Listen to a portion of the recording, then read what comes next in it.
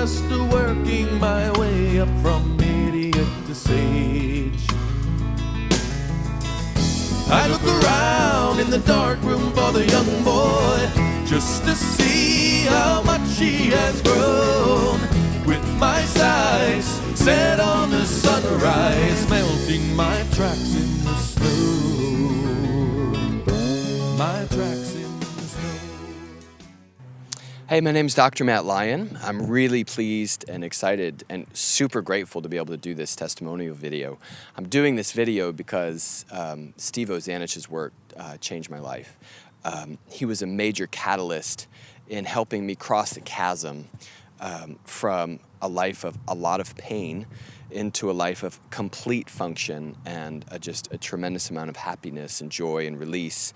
So let me tell you a little bit about my story, but before I do that, let me just tell you why I'm doing this. This is a vulnerable video for me because obviously, you know, I'm a chiropractor. I'm a doctor of chiropractic, and I'm also an acupuncturist. So in terms of holistic mind-body integrative medicine, I knew a lot. The challenge is that type of knowledge was not sufficient to get me out of the mess that my own intrapsychic conflicts put me in the production of TMS, or attention myoneural syndrome. And obviously, if you're watching this, it's probably because you're in pain. You've heard about Dr. John Sarno, and Dr. John Sarno got you to Steve. And Steve's book is probably the deepest, most comprehensive, most accurate view of the true nature of pain that I think's ever been written. So that's why I'm doing this. I'm here to inspire. I'm here to encourage you, and I'm also here to share with you the reality that things will get better. And that is so important to listen to other people's stories. And while my experience may be totally different from yours, TMS has tremendous continuity amongst all the people that go through it. So, you know, my job here is not to sort of teach John Sarno's work or even to recapitulate what Steve has written about, but just to share with you my experience. So, when I was about 12 years old, 11 or 12 years old, I started to have a lot of back pain. And I remember the first chiropractor I saw said, "Wow, you're too young to have all this pain. And you're too young to have all this tension." But he was limited by the belief system that he had, that it must have been some abnormal deviation in my spine. And the one thing that all these chiropractors I met as a child had, which I didn't get from traditional medicine, was they had a lot of compassion. They put their hands on you. I felt connected. And that's an important part of the story. Because right around that time and well before, I experienced a tremendous amount of trauma growing up and had lost a sister at a very young age. My father struggled with a lot of mental illness and alcoholism. It was a very tumultuous home. We moved all over the place. And if you read carefully in Steve's book, especially in the final chapters, he talks about that the deeper those attachment wounds are, the deeper those abandonment wounds are, the more intense someone's TMS symptoms are going to be. Said another way is that the greater degree of unresolved childhood trauma that really filled that reservoir of unconscious rage and guilt and shame and loneliness and hurt and self-hatred and guilt, you know, that stuff that really fills us from an early age, that's usually going to pop with some pretty intense symptoms later on in life. So I was alleviated of a lot of symptoms through chiropractic care, but it was interesting that through my life, there was a number of TMS equivalents that showed up. I always struggled with eczema on my skin. I had a lot of allergies. I would go through periods where all that would go away, but I would get headaches, and not just headaches, but I mean like debilitating headaches. And then that would go away, and then I would get the flu every month, and then that would go away, and then I would get sore throats every month. And I had a sense that it had to do with the trauma from my childhood, but I didn't really understand the psychodynamics of TMS, which is so critical and why John Sarno's approach is so powerful. I just didn't know it. I knew I was a sensitive guy. I was always fairly intuitive. I was really tuned in. I started meditating at a very early age, like a lot. I was really seeking ways to heal and fix myself. And with lots of people with TMS do, they jump from thing to thing to thing to thing to try to heal themselves. And the problem is that we're scratching the itch in a place that's not going to get to the itch. And so, excuse me, I'm in Jamaica actually, and I'll tell you why I'm in Jamaica in a second because it's a total miracle of why I'm here. But you can hear some loud reggae music in the background. So I went through life, and not only did I have those physical TMS equivalents, I really would go in and out of a lot of depression and in and out of a lot of anxiety. And it felt like most of my life, looking back, I realized how tense I was. So think about TMS, tension, myoneural syndrome. I was intense. I had so much tension inside of me. I wasn't free in my thoughts and emotions, and I was fairly emotionally constipated. While I could feel a lot, Steve in his book talks about alexithymia, this inability to feel emotion. I felt a lot, but what I never felt was what was truly underneath that. I never really had the awareness that there was unconscious rage, there was unconscious hurt, there was unconscious guilt, there was unconscious shame, there was unconscious guilt about what happened to my sister and my parents. But that's the thing. It's not the rage that I was aware of. It's not the anxiety that I was aware of that was getting me. It was the stuff that I was not aware of. And I took a career path. I wanted to help people, and I still do believe in the deepest constructs of vitalistic medicine, which is that we're self-healing, that we're self-regenerating. But what had really been missed in my education was the role that unconscious emotion plays. And now, my friends, the science is so clear that an unfinished business inside of ourselves is the most detrimental thing to health and well-being. It's the unfinished business. It is the unfinished business, and I had a lot of it. And so fast forward, I go to chiropractic school, I graduate, I finish acupuncture school, and I begin practicing. And about, I want to say like 3 or 4 years into practice, I would get these moments where my back would just seize up and I would have to lay down for a few days, and I couldn't really function. And I had always been an athlete, in fact, a very TMS style athlete. I was very obsessive about it. It was very outcome focused, and I was pretty hardcore. I mean, I was intense. There was tension inside, and that was a refuge for me because I was able to sort of gas off or dissipate all that tension that had built up. And so because of that kind of baseline of fitness and my ability to move and work through things, I could go through, but every 6 months or so, I'd be knocked down. I'm thinking to myself, wow, I'm in my 30s, what's really going on? So about 4 years ago, I started to have this back pain that would never go away. And right around that time, I also started to have this neck pain with this intense radiating pain down my arm, and it was so bad that it was really hard for me to function. It was hard to hold my kid. It was hard to work. And also, all this inner conflict started to come up because I'm like, wait, man, I'm supposed to know all about this stuff. Like, I'm supposed to be able to fix this, and all my compadres in my field are supposed to be able to fix this, and this pain is not going away, and this is life-changing pain. This wasn't just a crick in the neck. This was I had radiating pain down my arm that was so intense. I would grit my teeth through work, and I would go home and I would just lay there and I would cry and I'd be like, oh my God. So this went on for 6 to 8 months, and I started to just lose my confidence in my body. I started to lose my trust in my body, and a very important part of TMS started to kick in, which Steve talks about a lot, is the physicophobia, a fear of physical movement. And I started to become more guarded, more tense. And whenever you're more guarded and you're more tense and you don't trust your body and there's fear, we now know scientifically that's lighting up all the pain circuits even more. And in terms of the TMS conversation, what that does is it just reinforces a focus and preoccupation on the body, thus serving as an amazing distraction away from the stuff that was inside. All that hurt, all that fear, all that guilt, all that shame, all that rage that was buried, it was unconscious. And it was too much for my system. So my brain and its evolutionary lack said, oh, well, you know what? It would be better if we had physical pain because that emotional pain will destroy us. And that's where I was at. So interestingly enough, that went away. And then not too long after that, I was at a concert one night. I'll never forget, it was June 26th. And I had some like smoldering back pain up to this point, but I went to this concert and I'll never forget it. I didn't want to be there. I was so conflicted about my career. I saw a bunch of clients of mine at this concert, and I just had so much tension built up. And something about that night, I don't know what happened, my back just really started hurting. I'd never felt it like that before. And it was so intense, and I got really afraid. And I went home that night, and I tried to sleep it off, and I woke up the next day, and I'll never forget, I went to tie my shoe. And I was so braced and guarded trying to tie my shoe and protecting my back, and something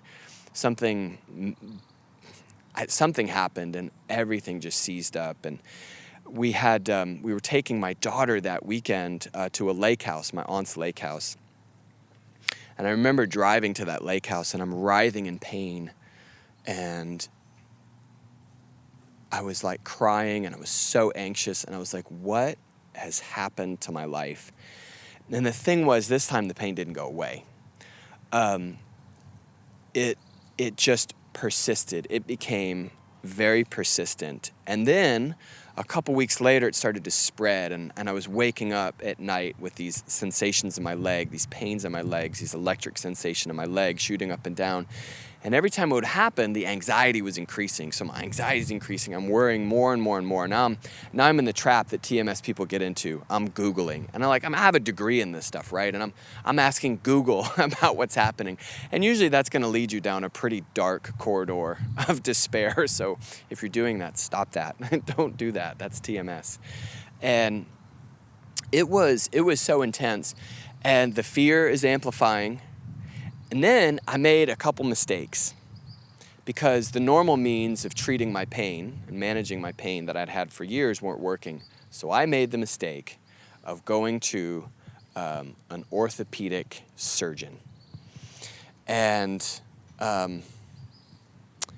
he said something to the effect of, well, you're just one of those bad back people. You're going to have back pain your whole life. And right there, that's the voodoo curse. That is the voodoo curse. And then my state of fear, I was so susceptible to suggestion. Because when we're afraid and some authority figure tells us something about how it's going to go, guess what I did? I took that belief on. And that's exactly what started to happen. I just believed that I had a bad back and that the best I could do was just manage this back pain. The problem was that it was spreading and it was getting worse, and I was able to do less and less. So I did another thing that I generally now definitely don't recommend in most cases for people, is that I got some imaging done, meaning I had an MRI scan done of my spine. And what came back was what I know now is normal abnormal changes. So there were abnormal normalities, if you will. There was normal abnormalities. There were just the signs of aging. And in fact, it's an interesting story. It really wasn't that bad, but when the physician looked at it, he said, I've been doing surgery my whole life, and there's just no room in there. There's just no room. You know, eventually you'll be okay for a while, but then you're just going to need surgery. So when you hear that, right, and you're in this fearful state, and in that fearful state, I'm abdicating. I'm giving away all my power. Like, I'm giving away my own power to a system that is totally rigged to push you through a system that's highly monetized, highly profit-driven. And while there are some amazing physicians and there are surgeries that are necessary, this was not one of the cases. And I remember hearing that and walking into the parking lot, and the defeat that I felt, the shame that I felt, the failure that I felt that as a chiropractor, I had come to this. I went to an exercise certification course in Colorado, and I remember flying at this point. It was terrifying because I had to sit. Sitting was horrible. I hated sitting. I hated driving. I'd get sensations all over. The pain would amplify. It just was a total mess. And I went to this exercise certification course that was developed to try to help back pain. And it was amazing. There was an angel there, and this woman told me, she goes, wait a minute, you don't have anything wrong with your back. You have TMS. Do you know what TMS is? And I said, no, I have no idea what TMS is. And she goes, have you heard of John Sarno? I said, someone did tell me about that book once. She said, read Healing Back Pain. read Healing Back Pain. I'm telling you, I believe this. I think this is really going to help you. So she came in my life. She was an angel. She was an intercession from a higher order, in my opinion. I read that book, something clicked. I had all the personality traits, all of them, like to a T. The perfectionism, the goodism, the dependency needs, the anger and hostility. I mean, the low self-esteem. I had that in spades, even though I came across as very confident and very eloquent and, very successful. But that's the game with TMS. We've got our face that we put out to the world, but inside I was just this broken, tense little guy. So that's a big key, that distance between our true authentic self and that fabricated personality that I want to put out to the world, that distance was the correspondent to the level of my TMS pain. So in reading John Sarno on Amazon, it directed me to none other than Steve Ozanich. And I read his book and I was like, oh my God, this guy is telling my story. He's telling my story. And I will tell you, his story freaked me out because the low points that he went in his story, I was like, oh my God, I TMS'd about that. And I was worried that I too would go there. But I stayed with it. I read the book and I really started to dissect and understand the fact that this was not about the physicality. This was not a structural abnormality. My pain was not my pain. The pain was the unresolved, unfinished business that lived inside of me that I did not know about, that I had put underneath this cover to try to survive. At that point, I knew this is it. And I made an appointment with a TMS physician, which I found to be exceedingly helpful because I sat down with someone who was a peer, but who was objective and who had trained directly with John Sarno, and they looked at my MRIs, because at this point I'd had like 2 or 3 even, I think. I became fairly obsessed about MRIs, and it's so embarrassing. Well, it's not embarrassing now. At the time, it was very embarrassing to admit. And I sat down with this compassionate, caring physician, and he looked at me and he said, you have TMS through and through. Your MRIs are normal. And I remember feeling this feeling of incredible freedom. I expected my pain to go away in that moment, and it didn't. I still had some work to do. In fact, I had a lot of work to do, and I made another really good choice, is that I began working with a TMS psychologist. I just knew with my background and my childhood and the amount of stuff that I'd been through, it was probably a really good idea to do some work. So I worked with Margaret Chan. She's out of New Jersey, and I went to visit her in person, and per her requirements, I worked with her a few times in person and then continued with Skype sessions. And it's probably one of the most meaningful, impactful, and helpful things that I ever did with my life. And over time, my pain started to fade to the background and fade to the background. And it wasn't an instantaneous thing. I wasn't the kind of person who read the book and I was like, I'm healed. I wasn't Lazarus in this case.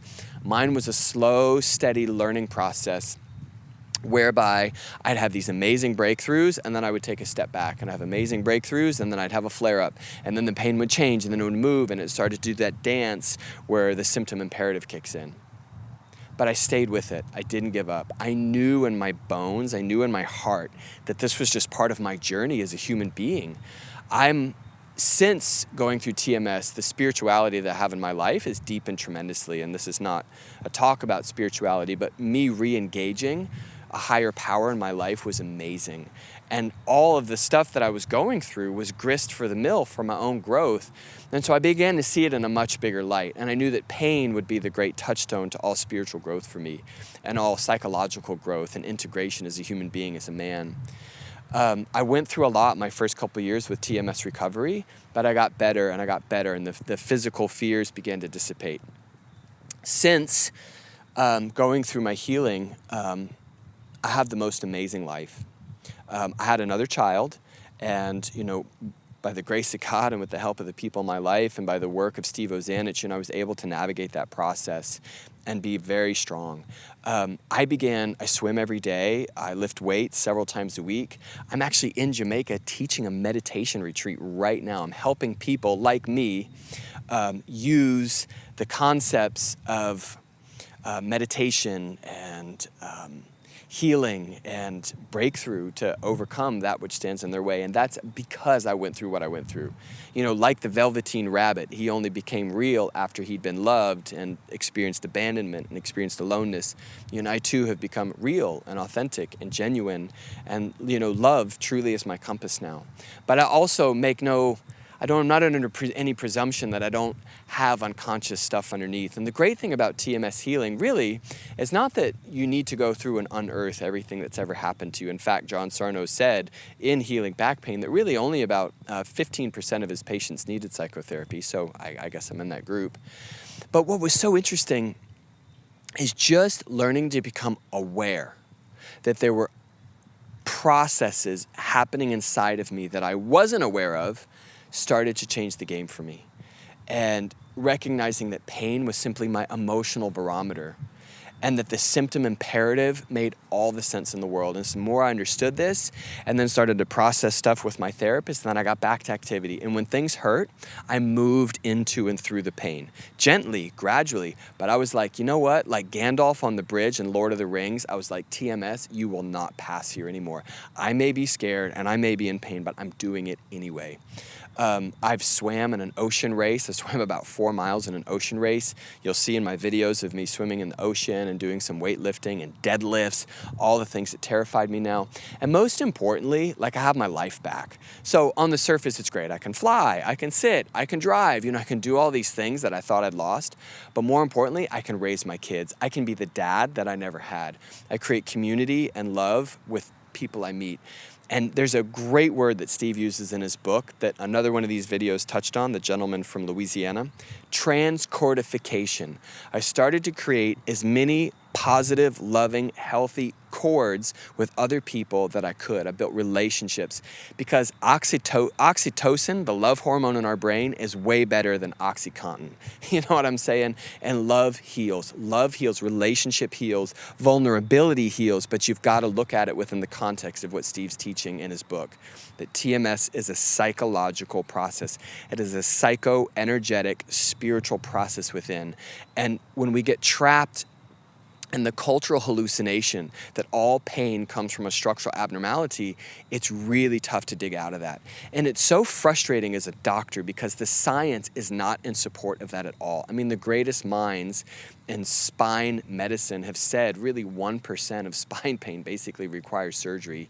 It's just amazing the degree to which so much back pain is perpetuated by poor beliefs within the medical system.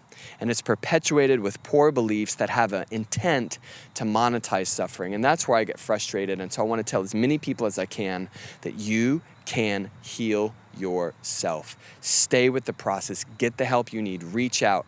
You can contact me through my website, drmattlyon.com, also the Network Wellness Center of Charlotte.com. Work with a TMS psychologist if you feel you need it. Don't hold back from spending the money or making the investment in yourself to go see a TMS physician. Get the help you need. You don't need to be alone. When we're alone with all that dark stuff in our minds, that's where we get into trouble. The sun is setting here in Jamaica. It's absolutely gorgeous, so I'm going to sign off. Just hang in there. Hang in there. And when you feel like you're at the edge, you just know that's the breakthrough.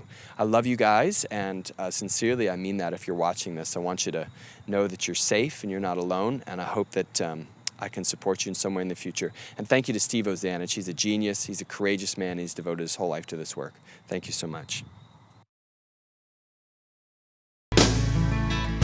I raise my hand and I swear by my innocence. Shed my skin and I put her in go. Take a look in my rearview mirror and laugh at my tracks in the snow. I look around in the dark room for the young boy, just to see how much he has grown. With my sights set on the sunrise, melting my tracks in the snow. I look around in the dark room for the young boy, just to see how much he has grown.